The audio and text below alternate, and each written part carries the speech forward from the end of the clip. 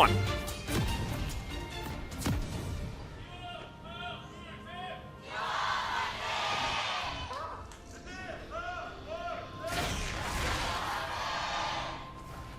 All right, here we go onto the Rift for the first game of T1 versus Gen G. Very excited to see how this one is going to pan out because, of course, last time these two teams met, it was a Gen G victory in the summer final. Now, things have changed on one side, not so much on the other. It's so interesting because in some ways, the reason why Gen G was so dominant that season and why they crushed the finals was because Ruler and Lehends knew the meta so extremely well. They were the best Zeri duo, and they were the best Lucian duo. And now we're looking at, okay, yeah, it's Lucian and Zeri again, so many months later, but it's kind of a different iteration, and it's obviously a very different bottom duo. So some Gen G flavor to a very new 2023 Gen G. Exactly. Chovy going to scope out the ward here.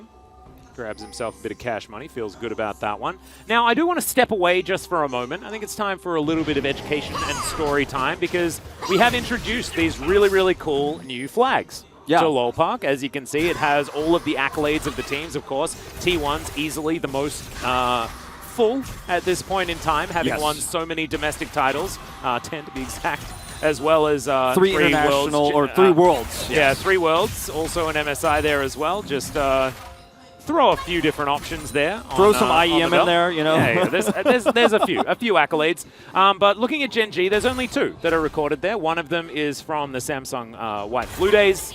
And the other one is, of course, 2017, the World Championship there. And also being able to pick up their win finally in 2022. The star Chovy put on the flag. Yep, but Gen G have the ability to choose which one of the accolades from their spot. Because, of course, I mean, that could also include MVP Ozone because the slot was purchased by Gen G eventually, but did go down the line many, many times. But they've decided that they want to start their own legacy. They're only including a couple of their accolades. Whereas on the other side of the coin, you've got teams like Humble Life Esports that have taken the 2016 victory of Rox Tigers because that was the slot that they took over. They've included that one on their flag. And Brion, a similar thing. Najin E Empire in 2012. They've taken that star as well, just to show a bit of the legacy in choosing to do so. And the teams had the opportunity to either do it or not do it, based on their slot. Speaking of Rox Tigers, you can see Peanut's win rate on Elise. Hey, there we go. Pretty high across his time. And yeah, they wanted to honor that MVP rejoined the league, so didn't steal that one. But in the top lane, Zayas is in trouble. Yeah, might be having a bit of a bad time here. Turret not going to get tanked just yet. This is being played pretty beautifully by the Nah. However, can be a very difficult time as Doran going to very comfortably just move out of the turret range. Elise, she's just the best diver. Okay, Chovy in a bit of trouble here as he does just flick back the Emperor of Shurima. Faker will assert his dominance, though, as Chovy may just go back home. That was very close there for Chovy, who doesn't have to use Ghost or anything. Barely had enough mana to use that shove to get himself out safely. Yeah, the dive potential of this Elise, we talked about it. You're not going to be using it defensively at that level 3 timing because the Zeri and Lulu should be under pressure in the lane against this Lucian Nami. You're going to be using it on the top side of the map with the K'Sante pick against the Gnar. And I think T1 very well aware that this is a possibility, but unfortunately Vi's on Raptors right now. Owner's not here to help you out. Like you mentioned, the hop here is beautiful. Jumps on Doran's head, saves the flash here till the last possible second. But there's just too much damage in the kit here of K'Sante this early, and with the repel, there's no way Elise dies to turret. Super easy dive, like you said, for Elise. So strong early on. So already, you know, making us believers a little bit of a different type of Elise, not just bot dive only, and he's back. It's top dive only, as it turns out, as Zayas doesn't have the flash available. Can hop, and of course has now Owner beside him as well, as a bit of a scuffle on this bottom side. See how things are going to turn out. Of course, both teams aware that junglers are on the top side of the map. As Peanut just wandering all the way through. Okay, lands the cube. But just a bit of harassment here, as you can see. Going on this K'Sante having a pretty good time. As Bubble going to be avoided really nicely there by FaZe, actually. I want to point out Gen G's vision control. They have 3 wards on the top side of the map. A control ward deep next to Raptors. Peanut knows he can pull this off. He's Yeah, the Coming heal in. going to be used preemptively. That is a great cleanse just after the relentless pursuit. Gumayusi may still go down, and there it is. Second blood, going over to Pays. But he may just go down. Peanut going to be the first one to fall. Now Pays looking for even more. This is aggressive. Flash is the last possible second to get out of the way of the Aqua Prison. Gen G, they give away one kill in the aftermath, but otherwise a dive that does work out until it doesn't. Like I said, though, fishing for those early Zeri kills here in a lot of ways around these early skirmishes, it was tough to pull off, and they did it at the expense of Peanut. But all of that vision I was talking about made Peanut feel like he was safe to pull this off. But let me draw your attention to the mini-map, where we actually see Owner passing through lane to make sure he's unseen, knowing this dive is coming. Peanut was spotted top. They know he's pathing bottom to look for this dive, and Owner is here. Unfortunately, seconds too late to save his AD carry, but it'll at least take Peanut down as a trade of kills. So really calculated on both sides of the junglers here. Pays loses Flash as well, which could be relevant in the coming moments as Owner hits level 6. No, absolutely. I think actually getting that Flash towards the end there is almost even more important than taking down Peanut there with the attempted Flash Vault Breaker from Owner. So not end of the world or anything like that for T1. They're only down a couple of 100 gold, and we've already spoken at length about their composition and its strength, especially as the game continues on. I think mid-game is going to be such a dangerous time for Gen G before Pays has hit that 3-item power spike. Doing a decent job here in this lane, as you can see. Very even on farm. And now with the rest of the map working out quite nicely for him, especially there towards the top side with this K'Sante in the early game doing very, very well. Like we've seen sort of across the world, really. K'Sante's been played a heck of a lot in the LPL, but hasn't been very successful at picking up wins. I think a lot of people really like him for the laning phase, but haven't found a way to really transition towards getting those teamfight wins in the later stages of the game. But we'll see how Doran's going to be able to do here. We saw in Challenger earlier in the week that K'Sante was a bit up or down. We did see those K'Sante moments where it feels like he dashes an infinite number of times and you die. Which has been my experience personally. But often you do see him sort of run out of steam. And he's a really unique champion in that he's very tanky and annoying to deal with, but then he also becomes a deadly killing force, right, in a team fight. And this is the thin line that Guma and Keria are going to have to walk in these team fights, is how do we chip away at this frontliner while also making sure that he's not in range to kill us, shove us through a wall, and create a disaster in the back line, where then you have a Zeri who's just completely uncontested in DPS. Faker has to do a lot of carrying. I mean, Faker himself could be vulnerable if he decides to shuffle in. Doran pops his all out, and then Faker dies. So very scary top laner to deal with in mid to late game team fights. As Peanut's going back for another pass here. Owner this time with bullets available. There's a Weaver's Wall up here as well. Peanut does kind of get thrown away, but the Cocoon is still going to land. Gumayusi will be the first to fall. Keria now down here. Peanut goes up into the sky trying to escape this one. The glitter lands, but the turret, never mind. Still in range of that one. Even ran after out the of repel. spiderlings. You know, you hate to see it. Oh, dear. Still beautifully played from Peanut here. It's another kill picked up for Pays. He's 2-0-1, and it sounds crazy what I was mentioning in draft, like fishing for the skirmishes to get Zeri ahead. And we usually see this on a Drake fight. You know, if Zeri gets ahead, the Zeri moment where suddenly she gets 2 kills and you're like, uh-oh, she's accelerated. This is a big problem. They're using the Weaver Wall here to unfortunately lock Peanut out, but the hope is to actually make sure that Owner can't come through here to follow up. The execution is a little bit poor here, and Peanut does, of course, once the Spiderlings fall, get that turret aggro and die. But it's still a win for Gen G because Zeri gets another kill. And the faster Zeri gets accelerated in a draft like this, the better your chances of getting through that mid-game and having those late-game team fights for Pays that you've been looking for are already up a Drake. The thing that I'm really enjoying here is a lot of the criticism that Peanut got at Worlds was being too subdued throughout the early game, especially sort of being run around the map. We saw this in the Gen G versus then Damwon Kia series, now D plus Kia, of course. And a lot of people were like, oh, you know, Peanut's not playing that way, blah, blah, blah. But now, back on a champion that he used to be so well known for, especially for his aggression, he's been everywhere on this Elise. Right now, they do manage to clear out that ward. Another one going to be picked up here. Value, am I right? Yeah, big sweeper value. And, you know, so far here, it's not a lost cause or anything like that from T1, but this Lucian pick hasn't gotten the value you normally see when you're willing to give over that red side Zeri Lulu. And I think a lot of this has just been Peanut faster on the draw, which does feel reminiscent, of course, it was a long time ago, of the summer finals where Peanut outplayed Oner in that series quite significantly, just having a good read on the map nonstop, and he's coming down the long way again.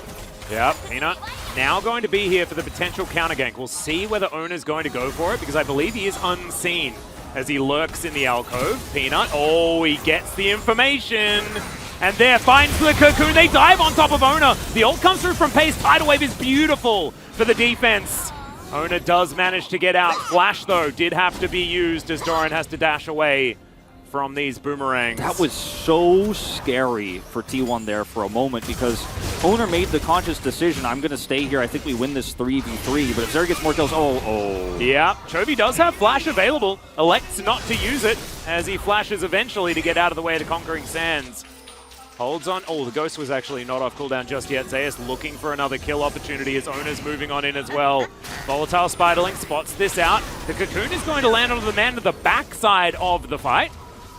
Not actually connecting onto Oner there, but Chovy is just going to keep his cool and head back home. Yeah, this does, of course, delay Chovy's back a little bit here, and this means Peanut's going to have to pick up the CS. So this is kind of frustrating, losing a lot of money here. Faker going to get a big win from this. But Doran, meanwhile, on the top side, because of that huge roam for Zeus to try to commit to the kill onto Chovy, will lose some plates.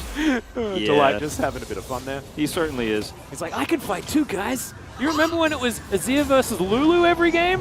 You remember that, don't you, Faker? Yeah. So reminding him of the good old days, and by good, I mean not good. Yeah. It was good for Faker. I think his win rate on Lulu is absurdly high. Good times. It's good to be nostalgic sometimes. For those who don't know Delight, this may surprise you, but he was a Fredit Breon player who got called up here to replace Career in summer 2022. Impressed everyone despite being on a very weak team. Most famous for his Rakan, but he has a very wide champion pool of supports he can play. Very good at the Lulu as well. I think we've enjoyed him on Enchanter supports kind of the most. His Renata. But Rakan really is sort of the standout, which is weird because that's more of the engaged style. But his Renata definitely very, very good. He's just a really great player that I thought was lacking in a bit of accolades. Yeah. You could say. So I think you and I especially were very, very keen to see him finally on a team now where he can perform a little bit better, and we'll see whether he does. Yeah, he's one of those hipster players where you're like, if you're a really hardcore fan of the LCK and you watch everything, you know he deserves a better team. Yeah. But if you're not, you're like, who is this guy? Was he on Pro? That's weird. I mean, if you're just like typing "we knew it" GigaChat in chat, then we know exactly what you mean. Yeah, and because you would be you're right. the true fans, right? This control ward is getting big value here from Faker as it spots Peanut's approach, so he will be able to easily just kite up to the top of the lane here and not get ganked. Oner comes over to set up potentially for a follow-up here, but it's a big party of Gen G players grouping for Dragon. Yeah. All right, the Dragon going to be started here. Chovy, Weave as well at the ready. Yeah, spotted out. As Oner has the opportunity to go in for a little bit of a steal. Oh, the polymorph is beautiful.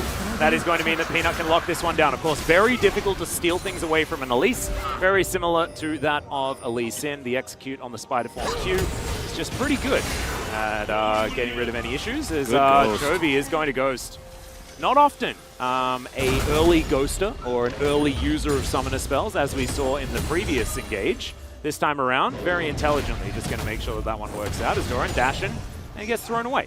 Chovy's been under so much pressure this game and has just handled it so perfectly. Finds himself significantly behind in CS as a result, and it's a tough matchup into his ear, obviously, to win that because Faker is going to have that extra prio, he has that extra range, but he survived so many attempts by Oner and crew and walks away unscathed, essentially using his unsealed spellbook to grab more value out of Ghost. And finally, this Herald will be taken, by the way. Of these two teams, these are the teams that usually are the Herald teams. Taking it very late this time around. We'll actually miss the plate gold, but going to be taken now by Gen G, who have both objectives, or both Drakes taken now a third in a row here in this Drake, or rather Herald, excuse me, going all to Peanut. Will cost them a turret, but... Yeah, I mean, what's happening here? The bottom lane is just being forsaken. Hayes is going to grab himself a red buff. Yeah. And T1 are going to look for an inner turret. I mean, what are Gen G going to do about it? They've also got full pressure here in this mid lane as well. Looks like a bit of a failed awkward lane swap here where Gen.G wanted to swap early and send Doran down, but he didn't have teleport, and so they wanted to rotate Paze and Delight over to defend the Herald that T1 didn't contest, so everything was a little bit mistimed and out of whack, and they'll be able to at least save their inner turret, but yeah, that's a lot of free money going over to the Lucian Nami here.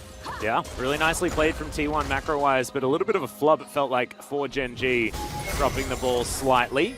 However, it's more of an investment composition, right? You look down the line, you're like, there's a Zeri. Late game, right, guys? I'm not sure whether that's exactly how this composition is going to work in the later stages, because they have a lot of more pick and skirmish mid-game style champions around the Zeri. Yeah. But Zeri by herself is late game win condition, right? As Faker, yeah. Not going to get found out. Will get flicked as Ona looking for his opportunity. Cease and desist available, but not going to be used. Can't hide on bush, the hide on bush. Exactly. He invented this. Will use his game sense there and blue trinket to spot out those enemies and then back away. And Gen.G having a bit of a rougher early mid-game here in terms of finding value. Do have a Herald that's very late that they can't get much value out of. In fact, are going to lose their mid-turret here to the group of a 4. 1-3-1-ing in terms of getting extra experience here, but not threatening that bottom turret is Doran, nor is Chovy in a position where he can actually guarantee that turret gold top himself. Faker's just going to come up here and collect the pieces. It's a cannon wave, so he's not losing much. So T1 really losing nothing, and it's they who actually come and grab mid-turret, even Heraldless. Yeah. And, I mean, there is a lot about this that is T1 just having better macro, better understanding and better positioning around the map, but also a little bit can be said about how Gen.G is playing this one out. Tidal Wave is going to come through. Paze now fighting quite nicely here as Gumayusi just gives Doran a back massage. Zeus getting thrown back, but the Gnabar is going to come through. Still needs to be respected. They're unable to get the outer turret in the mid lane. Shirley does basically nothing there. And meanwhile, Faker's on the top side of the map. Weaver's Wall will come in, and now Gen.G are trying to force. There it is. Ona should be taken down here as Paze manages to pick up that kill, but Peanut immediately taken out. Doran just running behind the turret, diving forward onto Zeus, and Faker just says, welcome to the LCK, Paze. You're just now some money in my pocket. He's now slightly overextended. Doran will be able to take him down, but the message has been sent. The message was sent for sure, Atlas, but they actually take the Zeri out this time. A third kill does go over, but at least they prevent Zeri from getting a little bit too crazy in this team fight. So we might have had to certify that one otherwise. Starting this fight off, Faker is on top turret. Gen.G know he has teleport, but they want to actually attack this angle so quickly that they get the instant blow up. It's really Zeus who's the hero of this fight because his Gnabar is ready. He gets the knockback, buys enough time for Faker to teleport in, and then Faker gets the huge Emperor's Divide. Without that play from Zeus, they don't have enough time. Faker gets turned on, Zeri survives, and it's a completely different story. Still good here for Gen.G overall, forcing out that teleport, saving the top turret. But it could have been a lot worse if Zeus hadn't had that heroic play. Yeah. T1 come out the other end of this feeling very, very good as far as money is concerned. They will now lose their top outer turret. There it goes. But in position to deny Soul Point. Very valuable Soul as well if they're able to stack up more of them. My goodness, that sounds very, very scary. Yeah, exactly. If Gen.G can lock it down, it feels great for them also.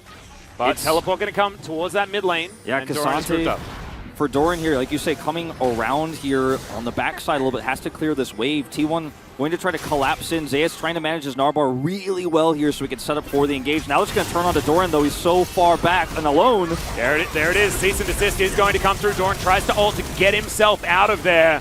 Does make him a little bit less defensive, but now Tidal Wave going to be used beautifully. Keria has to flash to get out of the way of his former teammate's flick. Not going to be seismically shoved this time around, though, but still, Keria with no flash. I mean, that's largely a dead Nami in a lot of scenarios. Doran has no TP. He has to run all the way back. This is really risky for Gen.G to contest, but they feel like with a full health Zeri, they've got enough here. Chovy still has ult. Yeah, Weaver's Wall can be so impactful in this moment. He's going to use it here, seeing whether he can split them off. Relentless Pursuit to get over the wall, but now Zeus in the back of the pit. He's going to be the one that locks down the Dragon. A disaster for Gen.G. They were really relying on that to give them that extra control of the game. But instead, they get nothing. That was so well played. by Zeus in the right spot to try to deny this, but still very fortunate that he does lock that one down because the Weaver's Wall did split T1 quite literally in half, and there was no way to directly contest the Dragon otherwise without giving more kills over to Zeri. This all starts off with Doran looking for a long con flank after he pushed the mid wave in. He gets punished, quote unquote. He still escapes because K'Sante is crazy. But once he's out of the fight, this is essentially a 5v4 fight that Chovy can dictate with his Weaver's Wall. And when he does come in to do this, like I said, very fortunate that Zeus can actually steal this one away. And that was forced to repel, I guess. Yeah. But I think he came down. I think it was just a 50-50 that went awry. For sure. 50-50 that got picked up by the rest of the percentage, Yeah. which is Zeus. It was a bit of a miss-smite. Yeah, it's like a 49-49-2, and the 2 managed to get it.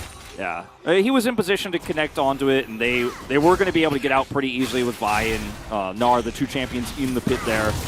But I think T1 could thank their lucky stars they got that, because if we're walking away with they escape, but Gen G has Soul Point here, you're feeling very bad as a T1 fan. With Zeri now already on 2 items, and Gen G being on Soul Point. Yeah, no, 100%.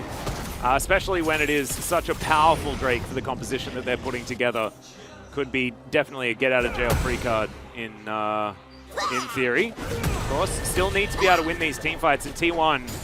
Remember, they didn't change this roster for a reason. It's because they do work so well together. They've got a comp that can perform extraordinarily well when they are on the same page. We've seen it already.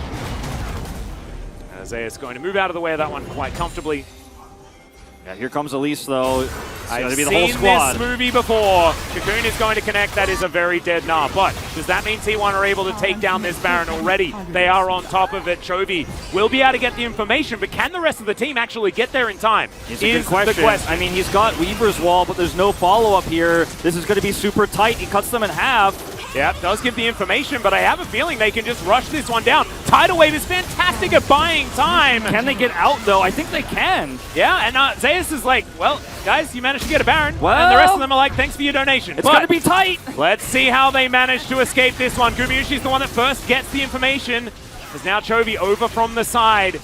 The rest of T1 just cool, calm, and collected, get themselves back, empowered recalls, and they'll go home. Yeah, with the empowered recalls, there's just no reason for Gen G to try to attempt to collapse and chase here. Oh, then when they let take it go, a turret first, yeah. When they let him go, and once T1 realizes they're just going to let us recall, they can commit to killing the turret here with those Baron minions. Very easy. So T1 getting a massive win here. Yeah, you lose your Gnar player alone bottom side, but if you don't need his damage, his minimal damage on a Baron, it doesn't matter. And look at how close T1 are to setting up this Baron. It almost feels like this was orchestrated, baited from the beginning. Owner's top side, they know it's just Chovy there, and even with Weaver's Wall, it's not going to buy you that much time. Absolutely. This is something we saw T1 do all year last year, and they do it again in 2023. It's gorgeously done. The early T1 Barons, they'll get them some way, somehow. Wolf, and this time it was sacrifice your Gnar, and then take it for free. And I feel like that's a pretty good way of doing it. Seismic Shove is going to connect, but Gumayusi doesn't seem too worried about it as they continue to siege down ever further. The gold has barely changed, but still a lot of time with this Baron. A minute and a half to be precise as T1 rotate over towards this inner turret bottom side of the map. Doran desperately wanting to clear out this wave, but he's a tanky boy, not so much a DPS boy when it comes to clearing these waves. Not so much, but he'll have some help from Pays here. Pays going to pick up some extra money. And actually grabs Last Whisper here. Tidal Wave. Chovy going to get tagged by that one. The culling comes on in. Seismic Shove is really good at forcing out that relentless pursuit, making sure that you don't get tagged by that too much. If the Tidal Wave hits at a slightly better angle and Faker has the follow-up Emperor's Divide, you could really pull somebody from a large amount of distance out onto the turret, pick them off, but doesn't end up working out. Now it's a huge tool gone before this Baron, or rather, excuse me, before this Drake, but Gen G are just in no position to contest it. Yeah. Hayes as well, forced to buy himself a Last Whisper as well, but now a potential fight. Seismic Shove is going to pull back Gumayusi. Still, he's able to get outdoor and now finds himself on the flank. They managed to get the kill on the Lucian. That is a lot of DPS now missing. All eyes on Faker now as T1 look to try and escape to light. So extraordinarily low as Ona diving on in already. Gets into that backline. Chovy goes golden to make sure that he mitigates it, but Faker has picked up one already. There's the Gnar. The Emperor's Divide as well. Chovy goes down for the double kill. Ona's going to fall, and Paze is the last hope here for Gen G. But it's not going to be enough. He's just going to skate his way out. Does not want to tempt fate this time. Faker is dead. There is not necessarily a lot of DPS left on T1. Yeah, I'd say, maybe back away from this one. Don't chase too far, as Paze will get out here. Down both summoners now, of course. We did see Faker flash early in the fight, but the Emperor's Divide is amazing. The follow-up from Zeus is great, and technically speaking, T1 do win the team fight because of it. This is the earlier exchange, right? They're up on the turret. Chovy tries to come over here and cut off Faker and Guma. Will force a flash, and then Guma gets caught by Doran. And at this moment in time, you're thinking, there's just no way T1 win this fight. Zeus comes in with no Narbar here on the teleport. Faker dodges this, comes in. There's a follow-up there. Oner's on top of Chovy, forces him to stopwatch. So much DPS is missed. And this is just beautiful team fighting. 1-2 punch here. Gnar into Emperor's Divide, and everybody's locked up. Chovy cares if you don't have a Lucian. And Keria as well manages to land the Aqua Prison onto the Zeri over the wall, mitigating so much of that damage. Really nicely done. But now another fight. Gen G have started off this Drake. T1 in position. All 5 members. All buttons ready to be pressed as Doran dives on forward. That's going to be Soul Point, but now the fight is going to begin. Ona inside the pit. Immediately Doran's just going to try and bring him out of there. The all-out is going to come through. There's the cease and desist. Can Doran actually win this one as Pace skates over to meet the Vi? Doran dashes into the brush, but Gen G should be able to escape with this dragon in hand. Yeah, they grab the dragon here, and T1, with just a Nami and a Gnar from the previous fight, aren't able to take it. They chase Paze a little bit. Then Gen G are able to reset just in time, and the chase was on there. This is one of the things that K'Sante could do so well is, yeah, he can't actually win that exchange, but he could put so much pressure on the T1, have to focus him down, and the rest of Gen G get positional advantage and take down the Drake. So not a bloody take of the Drake, but still Gen G walk away with that massive advantage now on Soul Point. Zeri, Yep. LDR is done. 3-item Zeri, so terrifying. Doesn't have the Infinity Edge, so not maximum damage just yet, but will be once that IE comes through. An absolutely gigantic threat. LDR at this point, definitely a good idea, given the fact that those resistances have started to come through. You've pulled Oner out of this fight, and Zeus is like, I don't have a Narbar yet. Do I try to turn here and go for the fight on the right side, or do I try to punish this K'Sante? And it's a tough call you have to make because your team is also kind of getting cut by that Chovy ultimate, right? The Weaver's Wall, and there's just so much being thrown at T1. It's so difficult to navigate these team fights when Gen G has the good setup. It's true. However, I think T1 are in a much better position if they're not fighting 4v5. So every time you see that Gumayusi actually exists in the team fight, just take into account that they managed to win a fight without it. Yeah. So definitely still a scary time to be Gen G, as Ona possibly caught out here. Doran dives on in. There's the exhaust. He's still very, very tanky. Delight has to run the heck out of there as he's taken down almost to nothing. Gumayusi finds his moment and just tags the Lulu. And Gale now it is forces him. T1's turn to have 5 versus 4. Yeah, and this means no wild growth for this fight. If Paze is going to carry it, he's going to do so without that critical ultimate here. Chovy's ult coming up online. Here we go. Well, Faker has said that he wants to start this one off first. Doesn't exactly find too much joy there with the Emperor's Divide, but the rest of the team, they're there to clean up, and there is nothing that Gen G can do. Doran, yeah, he dashes a million times, but it doesn't matter. Eventually, he will head to the Death Chamber, and the second Baron to be picked up here for T1. Who needs dragons? T1's just taken the purple one up here on the top side of the map, 2 for 2. And now you have the ability to push and really threaten these inhibitor turrets and actually start taking Gen G out of the map here. The timing was so beautiful of the engage from Faker. Pulls out the stopwatch of Paze so instantly that it's easy to follow up with the Aqua Prison. And turning on to Oner here to try to pick them off is so difficult because of this tidal wave. Look at Chovy and Paze completely zoned out, and by the time they come in here after this Gale Force, they're down a Lulu. There is no wild growth, and we're not done yet. Yeah, Peanut will be able to slink his way out. Spiderlings give him away, but that's not what T1 are interested in. They want to be able to take down this inner turret on the bottom side and get to work. I was scared when we cut replays like that. Sometimes it means somebody's dying. Well, I mean, it was almost Peanut, so I think it was a good idea to kind of get out of it and get on with the action. Speaking of, it's slow action, but it's, like I said, inhibitor turrets under threat now. Yeah. Chovy just going to try and help throw some rocks around, clear out these waves as best he can, but not exactly the greatest at taking down these super creeps. They're standing so far away. Does have Seismic Show. When that does land, things work out quite nicely. Pretty tanky here with the Baron buff now available as Doran diving forward, doesn't find Zeus. Gen.G well and truly on the ropes. Have such a good angle for Faker here. If anyone overextends, level 16, Gen.G just has to respect it and let that turret go. Faker going to keep this ranged minion alive here. This cannon just chipping away at the inhibitor. Well, Gen.G, do they have one last team fight in them? Keria says maybe they do, as he throws a wave towards them. But it is looking really, really difficult. And the amount of pressure that T1 have had this entire game long, no matter what has actually happened, when it comes to these two teams facing off against each other and trading blows, none of that really matters, because T1 have been in better positions on the map for the whole game. And the more critical objective has been not solo elemental drakes, but the Baron and what T1 does with it. And their map reads have been so good. Every time Gen.G wins a fight or gets a kill, T1 gets something greater cross-map on the other side. And this is just the veteran shot calling from Faker once again showing through. He's been so good at it throughout these last few years of play, where he's led these young players to so many successful seasons. Yeah, not to mention the well-oiled machine that is this T1 squad. However, Owner is going to take a lot of damage. We almost cast a Cursed him, but he got out. Absolutely fine, doesn't count. Loses his flash, that's fine. They are going to get to work now on this Hextech Drake. Only their second dragon of the game is now Peanut. Could be in trouble. Has to repel, but has absolutely nowhere to go. Oh, the timing was amazing on that tidal wave. And now Zeus trying to fight too. Chovy is here to teleport to come through. They want to try and even out the scoreline while this dragon goes down. And I think, once again, Sacrificial Gnar is going to come through. Zeus is like, I'm done, I'm getting out of here.